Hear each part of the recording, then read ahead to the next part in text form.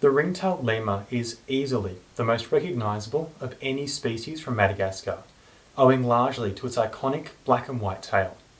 But this animal is far more than just a pretty face.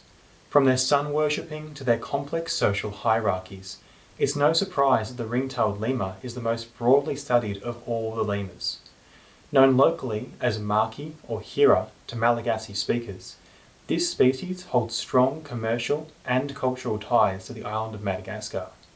But before we get into any of that, let's begin with this species classification.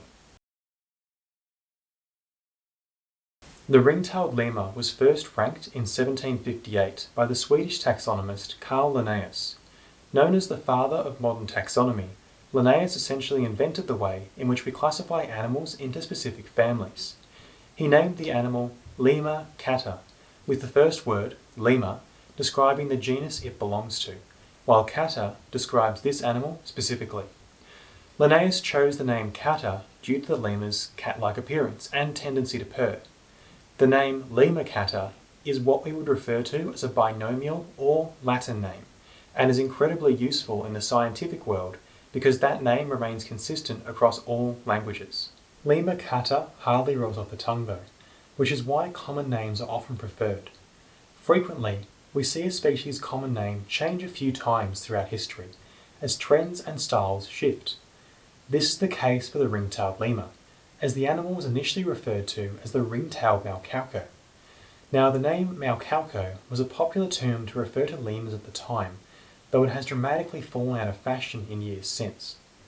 That name was first penned in 1771, and it took another 20 years for ring-tailed lemur to enter circulation.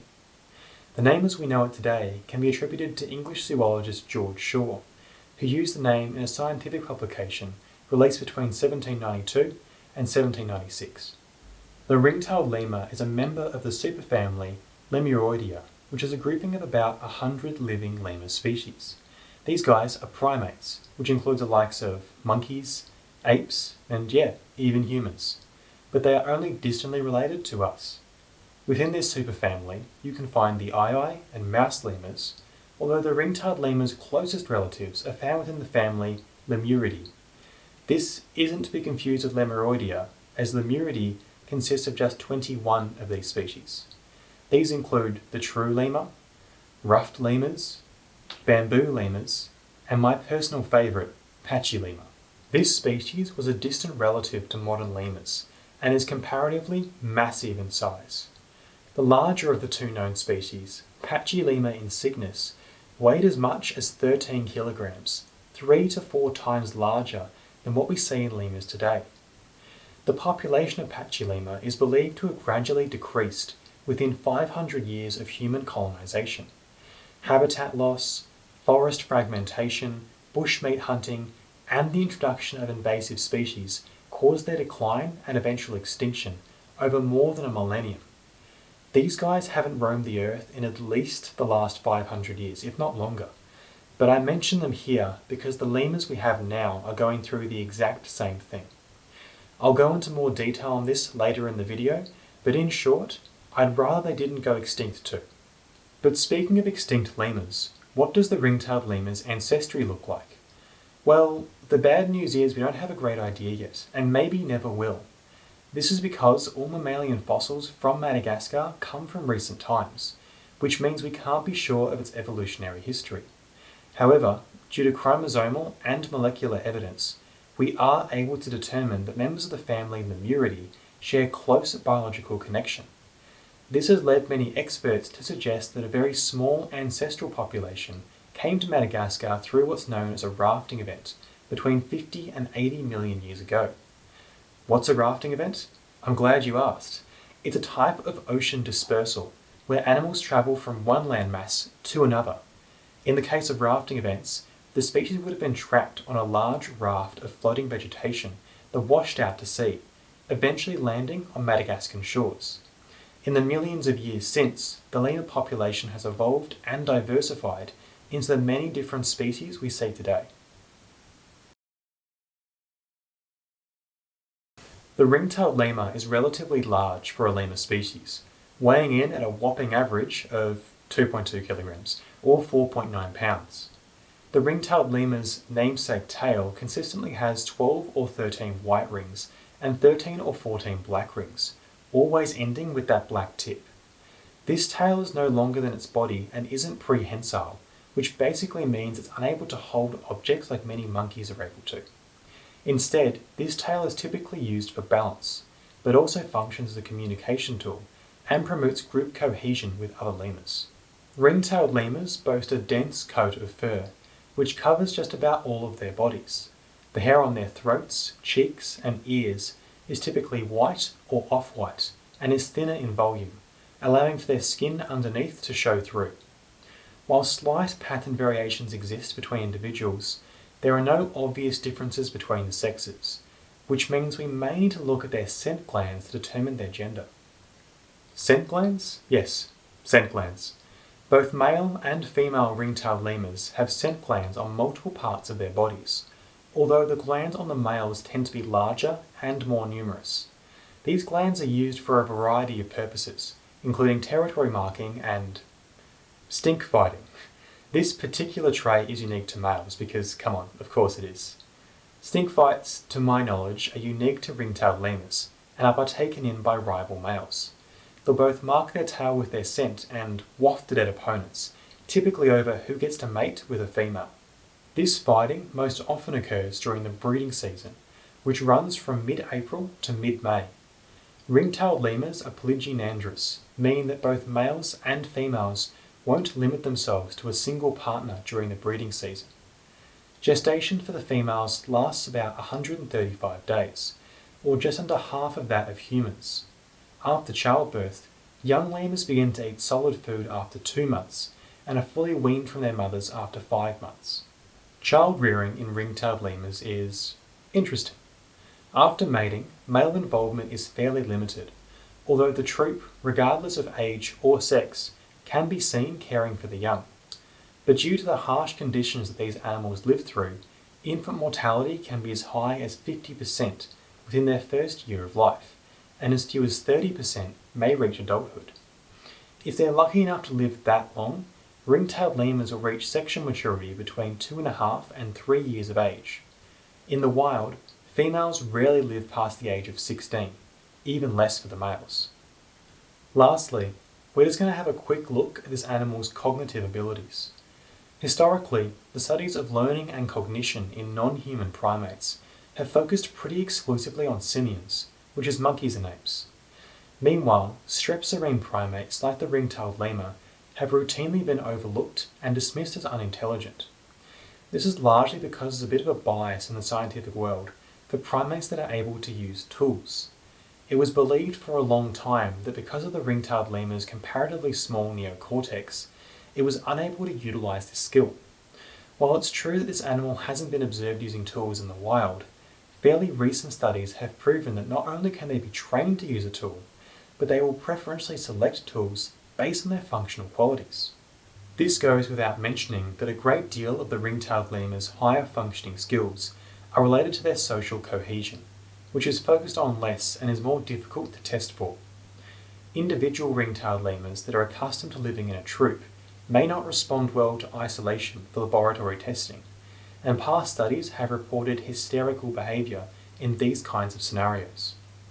This field of research is constantly expanding though, and is one area in particular I suggest you keep your eye on, as these guys may be smarter than current evidence suggests. Now this is the exciting part. While more broadly recognised for its looks, I think the most interesting aspect of the ring-tailed lemur is in its behaviour. Let's start with their social hierarchies. Many people assume that males within a species are dominant over females, but this isn't always true. Spotted hyenas are a great example of this, where the females are significantly larger and stronger than the males, and have full control over who they mate with. While they're physically imposing, the social structures of the ring-tailed lemur bear some similarities. Females socially dominate males in all circumstances, including who gets to eat first during feeding. This dominance is regularly enforced physically, through lunging, chasing, grabbing, and biting. Things aren't all bad for the boys though, as both males and females have their own hierarchies. That's right, hierarchies within hierarchies. This structure is very closely related to age, with the older males generally being preferred over the younger, so things get a bit easier for them as they age into maturity. Like many species, genetic diversity is maintained through male immigration between groups. Most males will leave their troop between 3 and 5 years of age, where they have to find and join a new family. This almost always puts them at the bottom of the new pecking order, which means being picked on by basically everyone. But enough of that. What I really want to get to was this. These photos may look kind of bizarre, but this position is done to warm a lemur up, especially on cold mornings. Ring-tailed lemurs display strong group cohesion within their troops, and this activity is one of many they can be seen partaking in together. It's pretty commonly described as sun worshipping, and is a big attraction for tourists.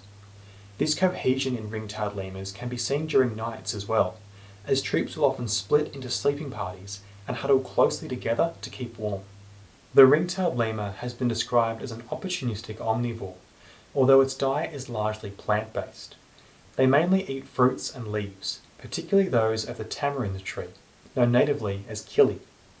When available, tamarind makes up as much as half of the ring-tailed lemur's diet, which is supplemented with a variety of other plant species, including flowers, herbs, bark, and even sap.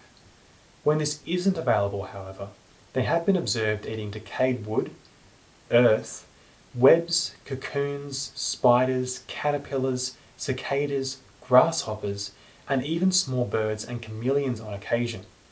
Those last two in particular are pretty rare though, and the ring-tailed lemur is unlikely to go for them outside the dry season, where food is more scarce.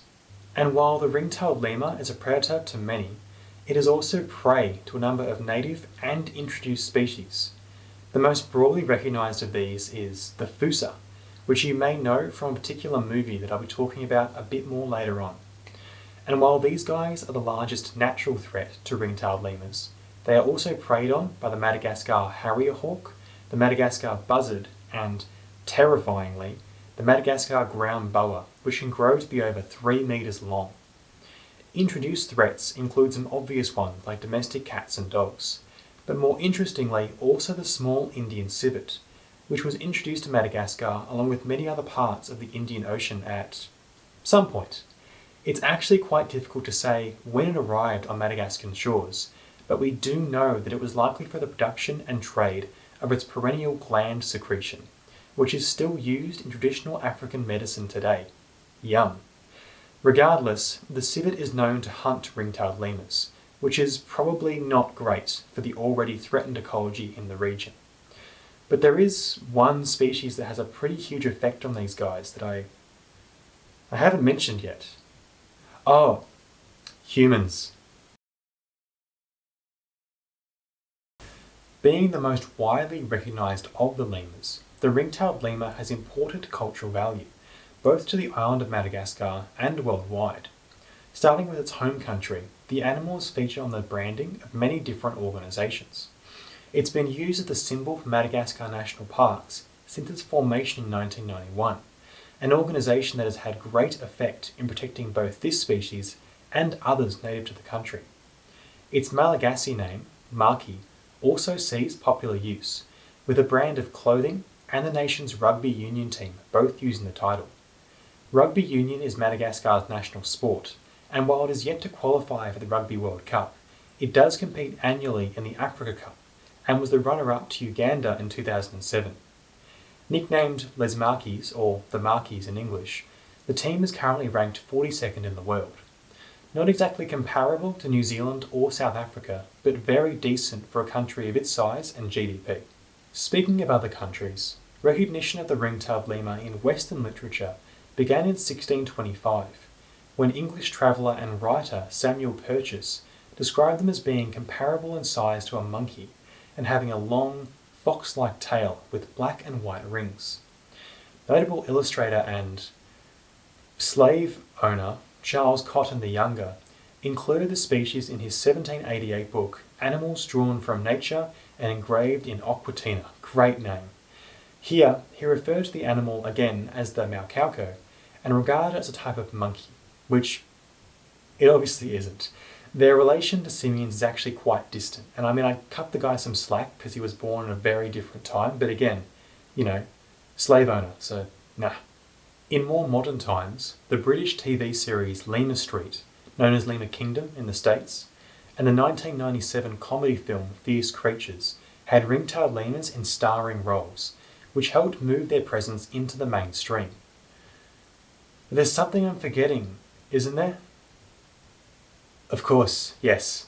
The Madagascar film and TV franchise notably cast Sacha Baron Cohen as the ring-tailed lemur King Julian. And while this media obviously isn't going to go for realism by any means, the original Madagascar movie pretty accurately portrays a variety of lemur species, and are, to my knowledge, the only mainstream film to depict their natural predator, the fossa. The ring-tailed lemur is a popular inclusion at zoos, as they can comfortably live in a variety of climates and are a huge draw for crowds. But while they look cute and cuddly, you better keep your distance should you encounter them in the wild. This is true of just about every animal, and the ring-tailed lemur is obviously no exception. While not poisonous or venomous, their sharp teeth and claws can cause some serious injuries should they become agitated, and that's why they really shouldn't be kept as pets. That still doesn't stop some people though, and the human impact on the ring-tailed lemur is severe. Speaking of which, I've delayed long enough, we should probably get into that. The ring-tailed lemur is an endemic species to Madagascar, which means you can't find them in the wild anywhere else in the world. And while Madagascar is a relatively small island, the range and distribution of lemurs can dramatically differ depending on the species. For the ring-tailed lemur, they can be found on the southernmost point of the country, while they're possibly extinct in this portion here on the west. How this range has shifted over time is difficult to track due to a lack of data on the subject, but we can definitively say that the ring-tailed lemur's range is shrinking. The primary cause of this is habitat destruction, a common feature of many threatened species, but one that is especially relevant to Madagascar. In the 2,000 years since the introduction to humans to the country, it is expected that over 90% of the island's original forest cover has been lost. The vast majority of this was done in the last century, as traditional slash and burn farming practices continue to ravage the natural environment. First imported to Madagascar by the earliest settlers during French colonisation, Malagasy farmers embrace and perpetuate this practice, not only for its practical benefits as an agricultural technique, but for its cultural associations with prosperity and health. While that's great, the unfortunate side effect of this is mass loss of habitat and displacement for many endangered species. A great deal of this destruction is done in the ring-tailed lemur's backyard, which has led the species to move further and further into this small corner of the island. The species faces other threats, such as extreme weather, including everything from periodic droughts to cyclones. The ring-tailed lemur is also hunted by humans, often to sell the animal's parts as bushmeat or fur clothing. The species is one of many animals that are frequently sold as exotic pets, both legally and otherwise depending on the region. Considering the plethora of natural predators that the ring-tailed lemur already has, these factors are of serious concern to their population. The International Union for Conservation of Nature, or more commonly the IUCN, last assessed the ring-tailed lemur in May of 2018. They identified the population trend as decreasing and gave it the conservation status of endangered. Now, that is getting uncomfortably close to the bad end of that chart, and the sad reality is that this species is not alone in that regard. Exploitation of natural resources in Madagascar has threatened as much as 90% of lemur species with extinction. This is to the point where the ring-tailed lemur, despite its dire situation, isn't even the largest concern in the region. While it may sound like I'm being quite critical of Madagascar, and to be clear, I am, it's not like the rest of the world is ultimately any better. As an Australian who ultimately has limited knowledge of this country's government or culture, I'm not going to make a call on how they should live. What I am interested in is the continued existence of their numerous endemic species, and so many of them are in danger of extinction that a greater focus ultimately needs to be placed on these issues. The good news is that the ring-tailed lemur won't be going extinct anytime soon. They reproduce readily given the opportunity and have been seen to live comfortably in captivity. While that's great and all, what we really need are efforts to maintain their wild population. Most of what's left of the species is now found in a few protected areas, areas that are ultimately still threatened when the most common farming methods in the country are liable to create wildfires. Even still, local timber merchants in the region continue to illegally harvest scarce species of rosewood trees from protected rainforest areas, as a lack of policing puts even more species in danger. So as much as these pockets of land may have been ruled as exempt from logging, actual practices seem to contradict it.